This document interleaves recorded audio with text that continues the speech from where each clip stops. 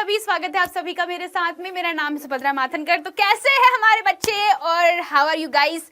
जल्दी जल्दी से कमेंट सेक्शन में कमेंट कर दीजिए हाउ इज द जोश। एंड साथ में आज हम लोग पढ़ने वाले हैं बहुत ही इंपॉर्टेंट क्वेश्चंस के साथ में बहुत ही प्यारा सा टॉपिक जिसका नाम है अम्ल, क्षार और लवण की रासायनिक अभिक्रिया। ये एग्जाम में कई बार आती है। बहुत सारे बच्चे मुझसे एक ही क्वेश्चन कर रहे थे कि मैम हमको रासायनिक अभिक्रियाएं याद नहीं रहती है, हम रासायनिक अभिक्रिया कैसे याद करें। तो बेटा मैं कल से, मतलब हमारी पिछली जो क्लास है तब से मैं आपको एक ही चीज बोल रही हूं कि जब भी मैं कोई अम्ल की किसी धातु के साथ अभिक्रिया, अम्ल जब किसी कार्बोनेट के साथ अभिक्रिया करता है, अम्ल किन किन चीजों के साथ में अभिक्रिया करके क्या क्या उत्पाद देता है, उसके बारे में मैंने आपको पिछली क्लास में बताया था। आज भी कुछ हम लोग अलग अलग प्रकार के जो पदार्थ है उनकी अम्ल और क्षारकों से क्रमशः अभिक्रिया सीखेंगे। तो आगे सारे बच्चे, अरे यार जल्दी से सबको बुला दो, कमेंट सेक्शन में डाल दो हाउ इज द जोश। एंड सबसे इंपॉर्टेंट चीज, बहुत सारे दिल।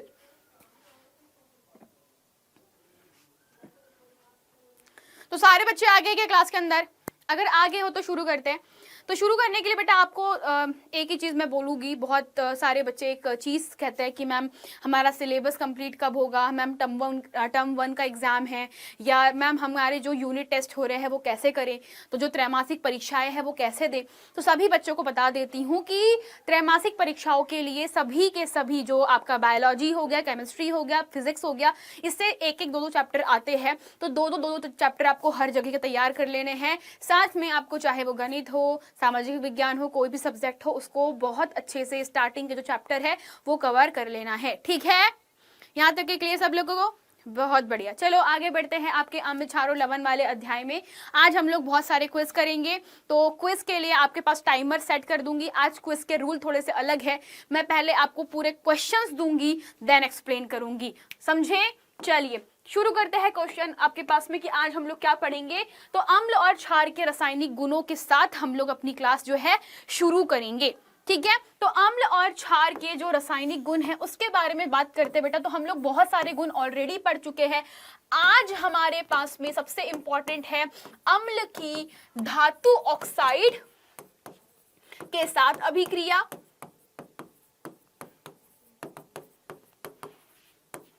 ये सबसे इंपॉर्टेंट चीज है जो कि हमारे पास में है, अम्ल की धातु ऑक्साइड के साथ अभिक्रिया। दूसरा आपके पास में बेटा उल्टा, अगर अम्ल जो है वो धातु के ऑक्साइड के साथ अभिक्रिया करेंगे तो आपके क्षार किसके साथ करेंगे? क्षार जो है उनकी अभिक्रिया हमको अधातु के ऑक्साइड से करनी पड़ेगी। हम ऐसा क्यों कर रहे हैं इसके बारे में भी चर्चा करेंगे। चिंता ना करिए, सबको मिलेगा इसका मौका। ठीक है, इसके बारे में पढ़ने की आवश्यकता आप लोगों को नहीं है। ठीक है ना? चलिए, तो क्षार की अधातु के ऑक्साइड के साथ अभिक्रिया, जबकि अम्लों की धातु के ऑक्साइड के साथ अभिक्रिया। इसके अतिरिक्त जो सबसे आखिरी और महत्वपूर्ण टॉपिक है वो है आपकी अम्ल की क्षारकों के साथ अभिक्रिया। तो अम्ल की क्षार के साथ अभिक्रिया हम लोग पढ़ेंगे। ये वाली अभिक्रिया इंपॉर्टेंट है, ये जानना आपको जरूरी है। और सबसे इंपॉर्टेंट चीज जो आखिरी अभिक्रिया है वह है आपकी किसी भी प्रकार के अम्ल की जल या अम्ल और क्षार की, आप लिख दीजिए यहां पर, अम्ल और क्षार की जल से अभिक्रिया। ठीक है, तो अम्ल और क्षार की जल के साथ अभिक्रिया। तो ये हम सभी को कवर अप करना है आज की क्लास में। सबसे पहले हमारे पास में 8 ऑब्जेक्टिव है। तो चलिए शुरू करते हैं बेटा क्विज के साथ में। बहुत ही प्यारा सा क्विज है। तो क्विज आपके सामने कुछ ऐसा है कि आप सभी को 30 सेकेंड दिए जाएंगे प्रत्येक प्रश्न के लिए। मैं आप सभी को प्रश्नों के उत्तर जो है जब हमारा पूरा क्विज हो जाएगा खत्म उसके बाद बताऊंगी कि कौन सा उत्तर सही है और कौन सा गलत है। तो इसीलिए जब भी आप लोग इसको कर रहे हो तो बहुत अच्छे से करना। ठीक है?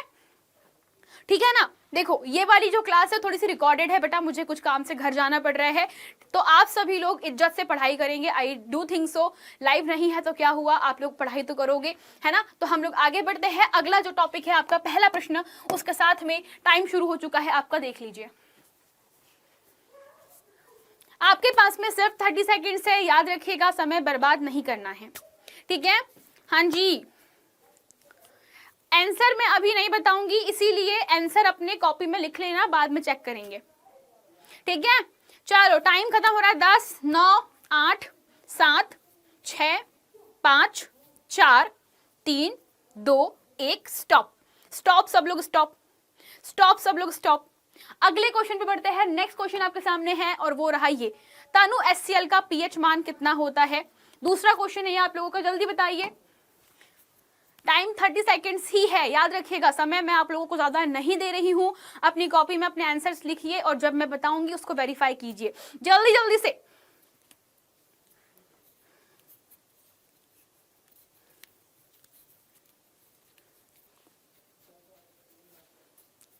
Three two one stop.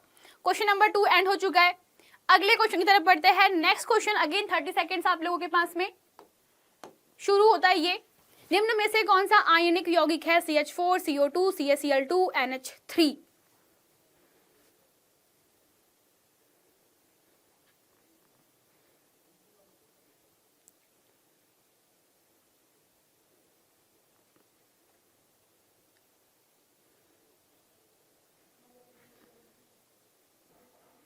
Five four three two one end stop. सब लोग रुक जाओ। ये आपके पास में 3rd नंबर का क्वेश्चन था। जल्दी से आंसर सोचो, कॉपी में लिखो। और अब हम लोग आगे बढ़ रहे हैं अगले प्रश्न पे। अब आपके पास में फिर से टाइम कम है, जल्दी जल्दी कीजिए। मैं बिल्कुल टाइम आप लोगों को एक्स्ट्रा दे रही हूं बच्चा, ताकि आप सभी लोग क्वेश्चन के आंसर सोच कर जवाब लिख सके। तो सभी अपने कॉपी के अंदर हर क्वेश्चन का आंसर लिख दीजिए। ये आपका 4था नंबर का क्वेश्चन है ना। ओके, जल्दी जल्दी करिए। 8 7 6 5 4 3 2 1 स्टॉप।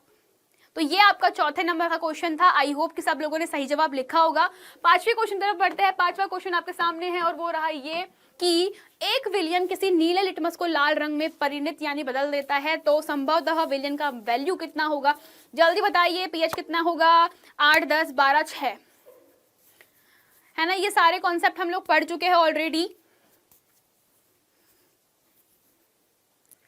9 8 7 6 5 4 3 2 1 स्टॉप। 5वां क्वेश्चन भी हो चुका है। आई होप कि सब लोगों के आंसर सही है। वो क्या क्या आंसर है, कौन सा गलत कर रहे हो, सबको बताऊंगी, पर रुकना पड़ेगा। अगला क्वेश्चन है और ये आपका 6वां नंबर का क्वेश्चन है। कोई विलयन नीले लिटमस को लाल में बदल देता है, तो इसका पीएच कितना होगा। सॉरी, इस पर टाइमर लगाना भूल चुकी हूं मैं, बट वेट। 30 सेकेंड्स आप लोगों के पास में है बच्चा।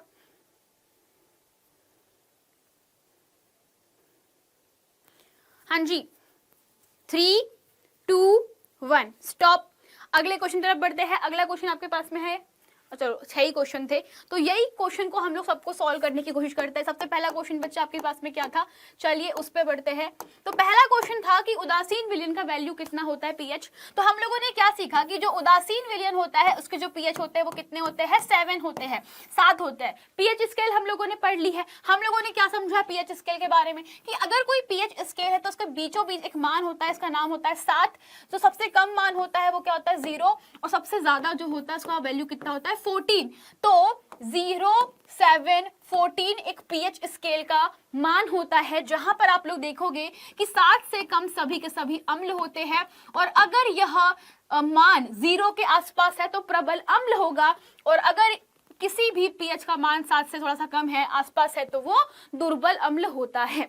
ऐसे ही 7 से अधिक जितने भी आपके पास पीएच मान होंगे, उसका मतलब क्या होगा कि ये दिया गया जो विलयन है वो क्या होगा, क्षार है। तो 7 से ज्यादा सभी के सभी क्या कहलाते हैं, क्षार कहलाते हैं। ठीक है, तो अब आपके पास में 7 के आसपास जितने भी विलयन होते हैं तो वो दुर्बल क्षार, और 14 के आसपास वाले प्रबल क्षार होते हैं। यहां तक है क्लियर सब लोग को, वेरी गुड। तो इसका क्वेश्चन का आंसर जो था बेटा ऑप्शन नंबर बी। तो जितने बच्चों का ऑप्शन नंबर बी पर टिक मार्क था, बहुत ही बेहतरीन। अगले प्रश्न पे बढ़ते हैं। अगला क्वेश्चन आपके पास में है और वो है रहा ये, तनु हाइड्रोक्लोरिक का पीएच मान कितना होता है। तो हमने यह सीखा था कि तनु हाइड्रोक्लोरिक जो होता है वह एक प्रकार का, मतलब हाइड्रोक्लोरिक अम्ल जो होता है वो प्रबल अम्ल होता है। ठीक है, वो कैसा होता है, प्रबल अम्ल होता है। और जब हम इसमें पानी मिला देते हैं तो पानी मिलाने पर क्या होता है, जो हाइड्रोक्लोरिक अम्ल होता है वो दुर्बल हो जाता है, यही होता है। तो आपके पास में प्रबल अम्ल जो है बच्चा वो दुर्बल में बदल जाएगा। तो तनु हाइड्रोक्लोरिक का जो पीएच होता है वो बच्चा अप्रॉक्सीमेट, अगर आप उसमें पानी मिला देते हो तो कम से कम वो अराउंड होगा 6 के अप्रॉक्स, ठीक है, क्योंकि सांद्रता कम होती है एच आयंस की। चलिए आगे बढ़ते हैं हम लोग। निम्न में से कौन सा आयनिक यौगिक है, तो CH4CO2 CaCl2। तो बेटा हमने क्या सीखा है कि जो आयनिक हो गए हैं वो भी किसी धातु और अधातु से मिलकर बनते हैं।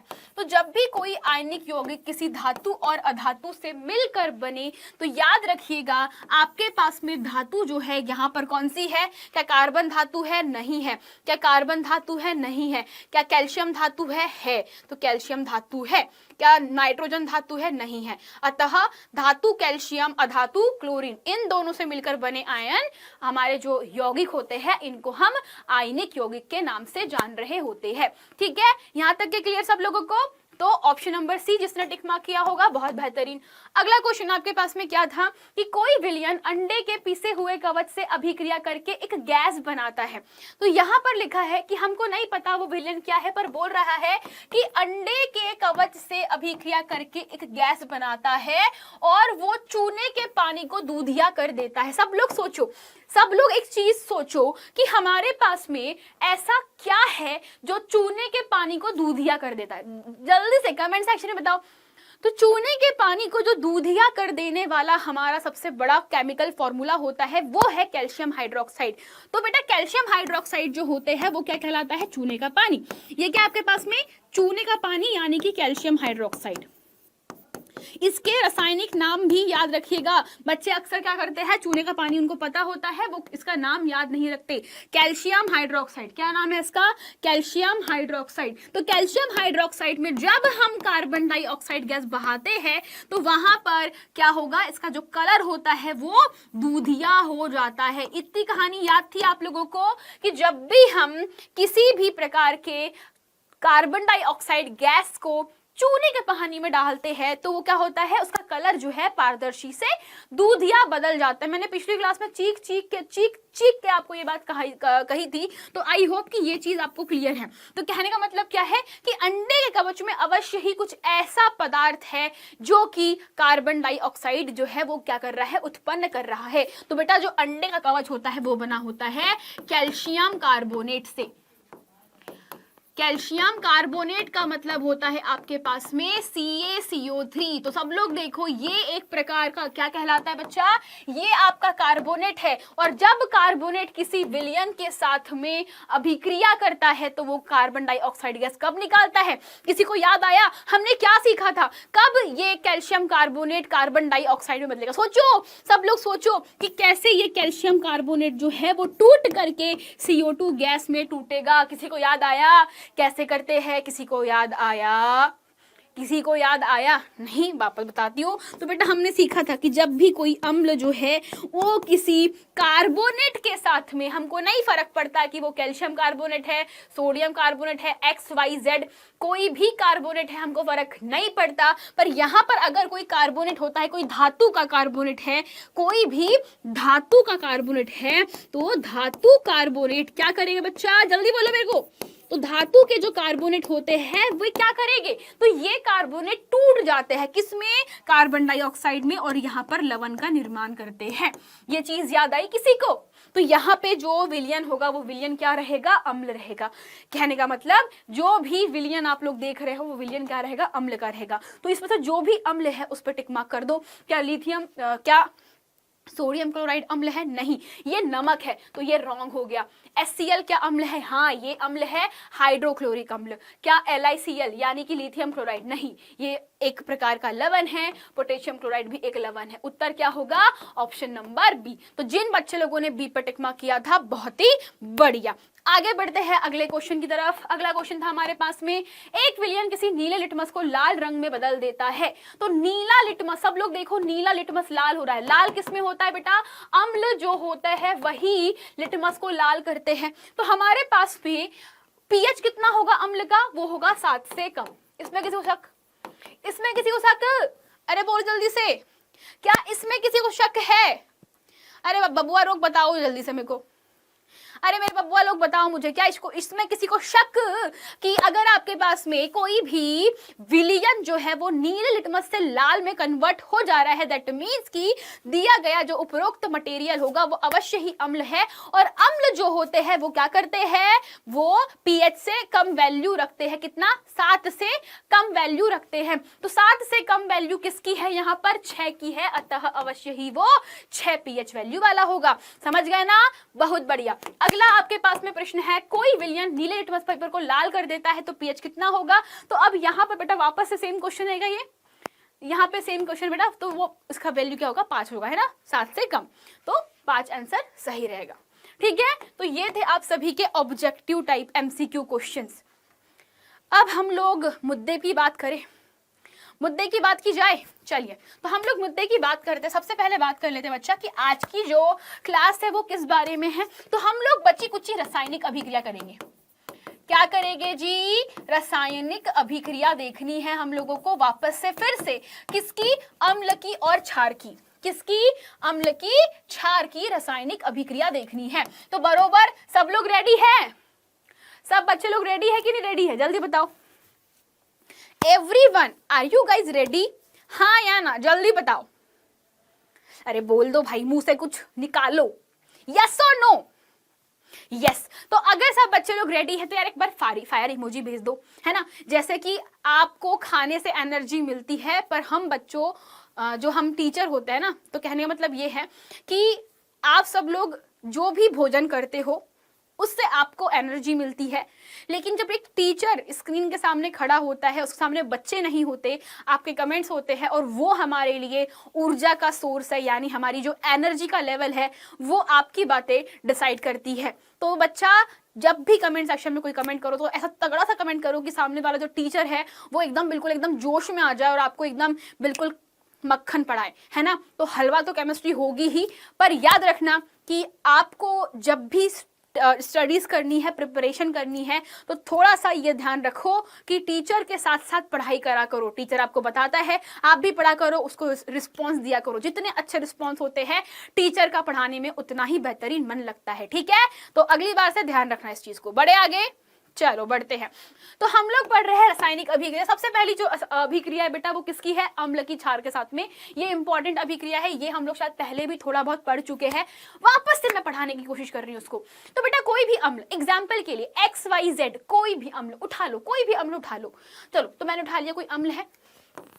तो जब भी कोई अम्ल जो है वो किसी क्षार के साथ में अभिक्रिया करता है, अम्ल किसी क्षार के साथ में अभिक्रिया करता है, कहने का मतलब क्या है, तो कहने का मतलब मेरा ये है कि हाइड्रोक्लोरिक अम्ल हो, नाइट्रिक अम्ल हो, सल्फ्यूरिक अम्ल हो, आपके नींबू के अंदर का अम्ल हो, या वो इमली के अंदर का अम्ल हो, या फिर विनेगर के अंदर का अम्ल हो, कोई भी अम्ल हो, जब उसके अंदर तुम साबुन का पानी डालोगे, सर्फ का पानी डालोगे, सोडियम हाइड्रोक्साइड का पानी डालोगे, ब्लीचिंग पाउडर डालोगे बेटा, तो सब लोग देखना एक ही रिएक्शन होने वाली है। और इसको हम लोग बोलते हैं कि रिएक्शन होने के बाद पानी और कोई टाइप का सॉल्ट यानी लवण बनेगा।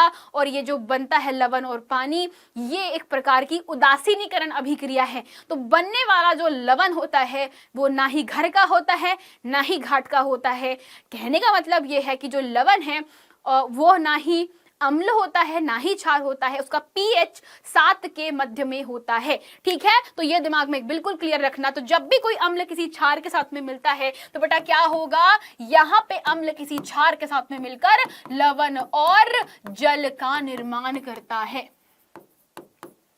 ठीक है, तो लवण और जल यानी कि लवण प्लस जल का निर्माण करेगा। और एक और चीज जो याद रखनी है, यहाँ पे उष्मा भी बाहर निकलती है। अतः कैसी अभिक्रिया हुई मेरे बच्चों, चलो बताओ कैसी अभिक्रिया हुई, उष्मा बाहर निकलती है तो उष्मा छेपी। और समझाती हूं, चलो एक उदाहरण से समझते हैं। उदाहरण के लिए सभी लोग समझो, उदाहरण के लिए उदाहरण क्या लोगे, कोई भी एक अम्ल पकड़ लेते हैं हम लोग। तो हमने पकड़ा हाइड्रोक्लोरिक अम्ल, सबसे अच्छा अम्ल, आपका प्यारा अम्ल, हमेशा दिमाग पे रहता है, हमारे पेट में रहता है। ठीक है, तो हमारे पेट में कौन सा अम्ल है, तनु हाइड्रोक्लोरिक अम्ल। अब मैंने क्या किया, इसका एक बिल्कुल प्रबल क्षार से अभिक्रिया करवाया। प्रबल क्षार क्या होता है बेटा, तो ये एक प्रकार का प्रबल अम्ल है आपके पास, और इसका अभिक्रिया हम लोगों ने प्रबल क्षार जैसे कि NaOH सोडियम हाइड्रोक्साइड से किया। अब क्या होगा सब लोग सुनो, तो जब हम प्रबल अम्ल से प्रबल क्षार का अभिक्रिया करवाते हैं तो बेटा मैंने क्या बोला, लवण बनेगा।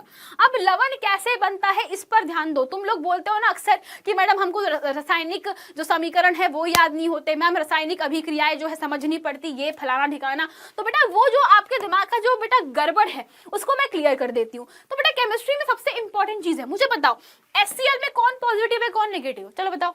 HCl जो हमारे पास में यौगिक है इसमें कौन सा जो हिस्सा है वो धनावेश पे है, कौन सा ऋणावेश पे। तो आप लोग बोलोगे मैम H जो होता है वो धनावेश पे, क्लोरीन जो होता है वो ऋण पर होता है। इसमें किसी को डर, किसी को कंफ्यूजन, किसी को कुछ परेशानी? तो आपका हाइड्रोजन जो होता है वो धन पर होता है, क्लोरीन ऋण पर होता है। बहुत बढ़िया। यहाँ पर कौन धन कौन ऋण, तो यहाँ पर सोडियम धन होता है और हाइड्रोक्साइड आयन क्या होता है, ऋण होता है। यानी OH जो है वो किस पर है, ऋण पर।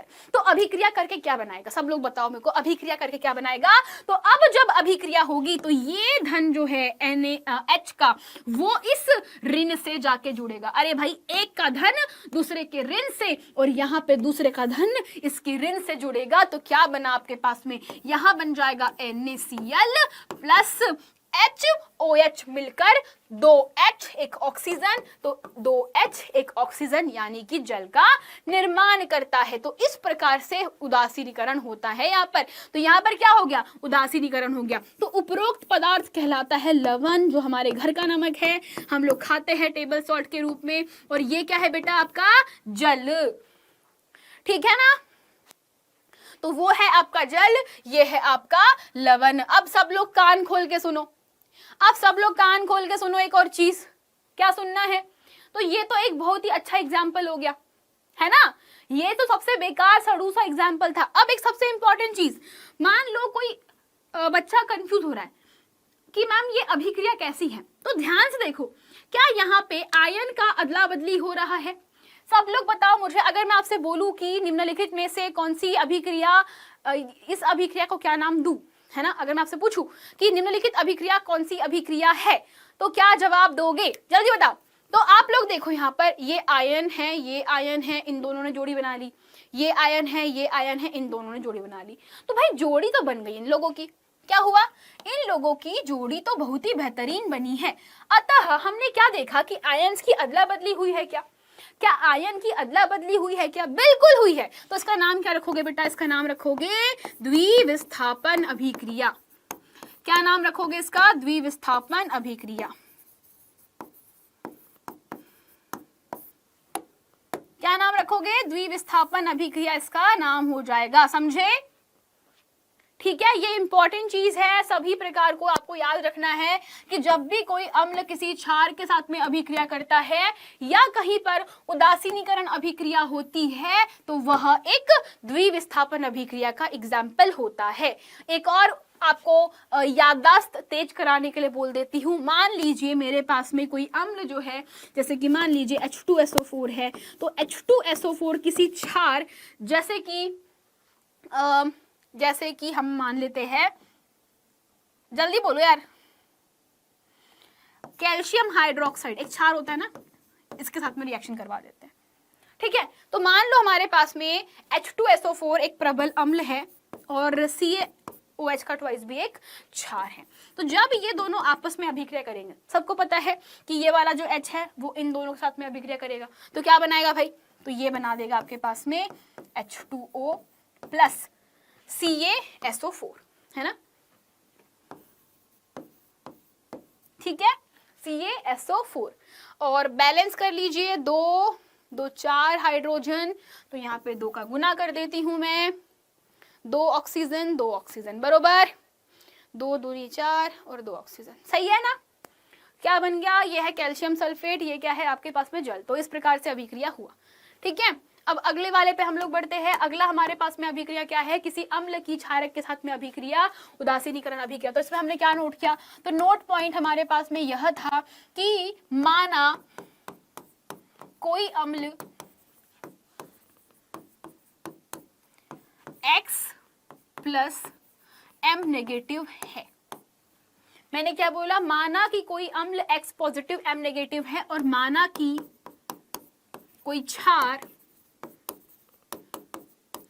Y पॉजिटिव N नेगेटिव है, या ऐसे बोल दो आप, इसको ऐसे लिखो कि,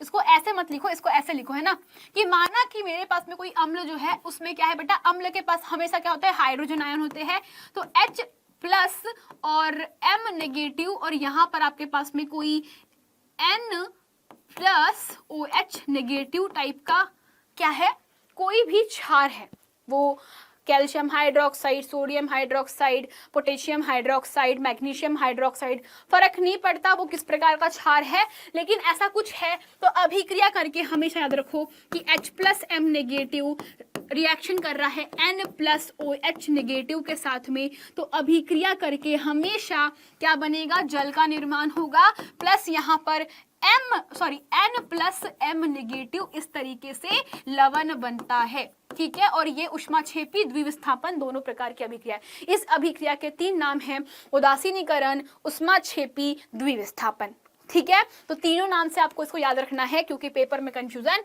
बिल्कुल नहीं पसंद मेरे को। ओके, अगला बच्चा आपके पास में जो सबसे इंपॉर्टेंट है वो क्या है, तो हम लोगों ने उदासीनीकरण अभिक्रिया देखी। अब क्वेश्चन है हमारे पास में कि क्या होगा अगर कोई अम्ल की अभिक्रिया किसी धात्विक ऑक्साइड के साथ में हो। क्वेश्चन होता है कि मैम धात्विक ऑक्साइड क्या होते हैं, तो बेटा कोई भी धातु के ऑक्साइड, धात्विक ऑक्साइड, जैसे कि एग्जाम्पल के लिए sodium oxide Na2O, magnesium oxide MgO, calcium oxide CaO, K2O, है ना। इसके अलावा आपके पास में बहुत सारे Al2O3, या फिर और बताओ, जल्दी से बताओ, और कौन सी धातु याद है, Li2O, बहुत सारे एग्जाम्पल है ना, एक दो एग्जाम्पल नहीं है, कोई भी धातु के ऑक्साइड, यानी कि XO, X यहाँ पर धातु है, जहां पर X क्या है, धातु है ना, और O क्या है, उसका ऑक्साइड है, तो दिस इज योर यौगिक, ये कहलाता है आपका धात्विक ऑक्साइड, ठीक है।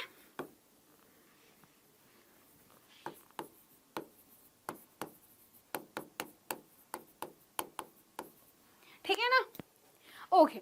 तो अब हमको क्या करना है बच्चा, अब सब लोग ध्यान से सुनना। तो हमारे पास में जो धातु के ऑक्साइड होते हैं, सब लोग एक बार बहुत बहुत बहुत बहुत बिल्कुल कान खोल कर सुनो। तो धातु के ऑक्साइड है, आपको एक चीज नोट करने वाली है, और वो नोट पॉइंट क्या है आपको बता देती हूँ। और वो नोट पॉइंट क्या है मेरे बच्चा, नोट पॉइंट ये है कि जो भी हमारे पास में धातु के ऑक्साइड है, चाहे वो सोडियम ऑक्साइड हो, मैग्नीशियम ऑक्साइड हो, कैल्शियम ऑक्साइड हो, कोई भी XYZ, तो धातु की प्रकृति कैसी होती है कि धातु जल से अभिक्रिया करके ये क्षार बनाते हैं। क्या करते हैं, जो धातु होते हैं उनके ऑक्साइड, जैसे मान लो आपके पास मैग्नीशियम ऑक्साइड है, आपने पानी में घोला इसको, तो ये क्या करते हैं बेटा, क्षार बनाते हैं। यानी कि धात्विक ऑक्साइड की प्रकृति कैसी होती है, क्षारीय होती है। तो हम लोग यहाँ पे लिख सकते हैं कि धात्विक ऑक्साइड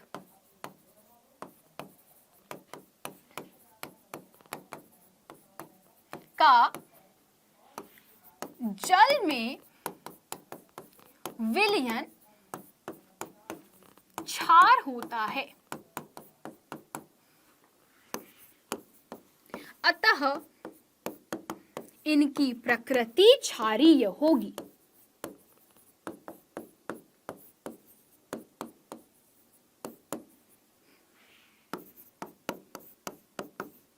समझ में आया? कहने का मतलब क्या है तुम्हारे पास में, कहने का मतलब यह है कि अम्ल की अभिक्रिया जो होती है बेटा जब भी धात्विक ऑक्साइड के साथ में, तो यहाँ पे धात्विक ऑक्साइड जो है वो क्षार की भांति क्या करते हैं, व्यवहार करते हैं, बिहेवियर करते हैं। तो यहाँ पे ये कैसा बिहेव करेंगे, एक क्षार के जैसे। तो एग्जाम्पल के लिए अगर मेरे पास में कोई भी धातु का ऑक्साइड है ना, कोई भी धातु का ऑक्साइड है, फर्क नहीं पड़ता, तो यहाँ पर मान लीजिए कोई XO नाम का मेरे पास में धातु का ऑक्साइड है, जहां पर X धातु है, उसका ऑक्साइड O है, तो ये किसी अम्ल के साथ अभिक्रिया करके बच्चा क्या करेगा, ये लवण और जल का निर्माण करता है। क्या करेगा, लवण प्लस जल का निर्माण करता है। लवण क्या होता है आपके पास में, लवण जैसे कि नमक, तो एग्जाम्पल के लिए मेरे पास में XO कोई धातु है और यहाँ पर HCl नाम का कोई अम्ल है, या फिर मान लीजिए मेरे पास में H+M करके H+M नेगेटिव नाम का कोई अम्ल है। तो अब क्या होगा, तो यहाँ पे जो अम्ल को मैंने H+M नेगेटिव, यानी जैसे मान लो अगर मैं HCl लिखती हूँ तो आपको पता है HCl के ऊपर जो हमारे पास में जो HCl होता है, तो इस HCl के ऊपर आपका जो Cl है वो नेगेटिव होता है ना, Cl नेगेटिव होता है, H पॉजिटिव होता है। वैसे ही मैंने यहाँ पे लिखा H पॉजिटिव M नेगेटिव, तो M यहाँ पर कुछ भी हो सकता है, ठीक है, तो M यहाँ पे कोई भी अधातु हो सकती है। तो अब इस स्थिति में क्या होगा कि आपके पास में, सब लोग ध्यान से देखना, जो हमारे पास में लवण बनेगा वो लवण कैसे बनता है, सब लोग सुनो, कि अगर कोई धात्विक ऑक्साइड, तो धात्विक ऑक्साइड पे यहाँ पॉजिटिव यहाँ पर नेगेटिव होता है, तो ये वाला जो हिस्सा होता है वो उस आपके जो अम्ल है उसके साथ में अभिक्रिया करके X+M नेगेटिव बनाता है। क्या बनाएगा, X+M नेगेटिव, और जो आपके पास में बेटा ये जो H+ है और यहाँ पर जो O नेगेटिव है, ये दोनों मिल करके आपके पास में क्या करेंगे, जल का निर्माण करेंगे। तो क्या बन जाएगा आपके पास में, वाटर। तो ये बिल्कुल अभिक्रिया करते हैं किसके जैसी, जैसे कि ये एक प्रकार के क्या हो, लवण हो, ठीक है। इसके एग्जाम्पल देख लेते बच्चा, इसके एग्जाम्पल देखोगे क्या, चलो तो इसके एग्जाम्पल हम लोग देख लेते हैं, कुछ एग्जाम्पल्स मैं आपको बता देती हूँ, फिर हम लोग आगे बढ़ते हैं, ठीक है। चलो उदाहरण क्या हो गए इसके, तो उदाहरण के लिए हमारे पास में मान लीजिए कि मेरे पास में कोई धातु का ऑक्साइड है, जैसे Na2O जो है, इसका नाम क्या है, सोडियम ऑक्साइड। क्या नाम है इसका, सोडियम ऑक्साइड नाम है।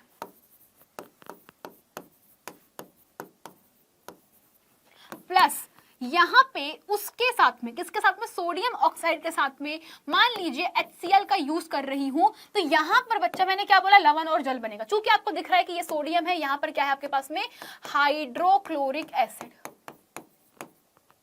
हाइड्रोक्लोरिक एसिड, ठीक है।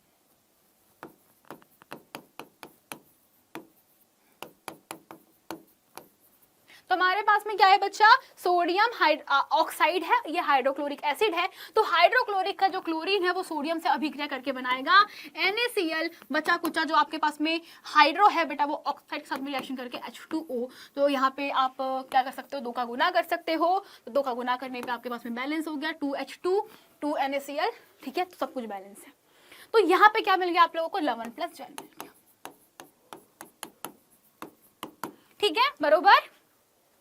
चलो आगे बढ़ते हैं। अब ऐसे ही आपके पास में जैसे हम लोगों ने किसी अम्ल की धातु के ऑक्साइड के साथ अभिक्रिया करी, वैसे ही जब भी कोई क्षार किसी अधात्विक ऑक्साइड से अभिक्रिया करेगा, अधात्विक ऑक्साइड क्या होता है बेटा, अधात्विक ऑक्साइड मतलब कि कार्बन डाइऑक्साइड, नाइट्रोजन डाइऑक्साइड, है ना, सल्फर डाइऑक्साइड, ETC, ये क्या कहलाते हैं बच्चा, इनको बोलते हैं हम लोग अधात्विक ऑक्साइड। और इनकी प्रकृति कैसी होती है, ये अम्लीय होता है, यानी कि इसको जल में घोलोगे तो इसको आप अम्ल मिलेगा।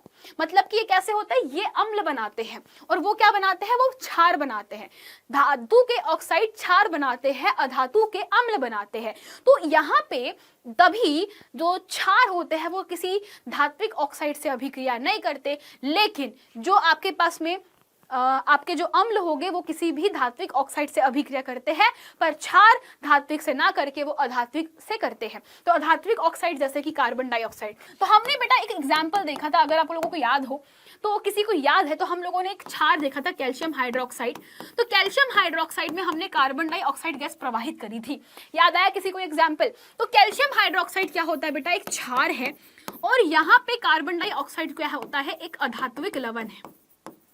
ये क्या है बेटा, एक प्रकार का अधात्विक लवण है। ये क्या है, एक क्षार है, वो अधात्विक लवण है। अभिक्रिया करके यहाँ पे बनेगा CaCO3 प्लस जल का निर्माण होगा।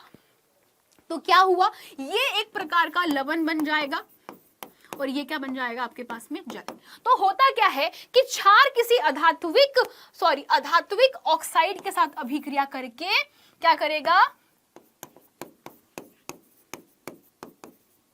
लवण और जल का निर्माण करता है। ठीक है, तो क्या किया आप लोगों ने, सब लोग देखो, कैल्शियम जो है वो कार्बन डाइऑक्साइड के साथ में, याद रखना जब भी CO2 किसी के साथ में जुड़ता है तो वो CO2 करके नहीं जुड़ता है, वो हमेशा CO3 के रूप में जुड़ता है। तो Ca के साथ में CO3 जुड़ गया। अब यहाँ पे आपके पास में एक ऑक्सीजन बच गई है, तो अब जो एक ऑक्सीजन है वो H2 के साथ में जुड़ गई तो H2O मिल गया। तो इस तरीके से आपकी पूरी अभिक्रिया बैलेंस्ड है, कोई भी इश्यू नहीं है। ठीक है, तो ये होता है क्षार के साथ में आधात्मिक ऑक्साइड की अभिक्रिया। तो यार आज की क्लास में मुझे लगता है कि इतना आप लोग पढ़ लो, बहुत बता दिया मैंने आप लोगों को। बाकी चीजें जो है हम लोग हमारे अगली क्लास में पढ़ेंगे। मुझे लगता है इतना ठीक है, इनफ है for today. Thank you so much. मिलते हैं बेटा अगली क्लास में। जो पढ़ाया है उसको ध्यान से पढ़ना, वन मोर टाइम रिविजन कर लेना। That's it for today guys, thank you so much. Okay ठीक है, तो आज की कक्षा में इतना ही। तब तक के लिए बेटा चलते हैं, मिलेंगे अगली कक्षा में। Bye bye, tata, take care.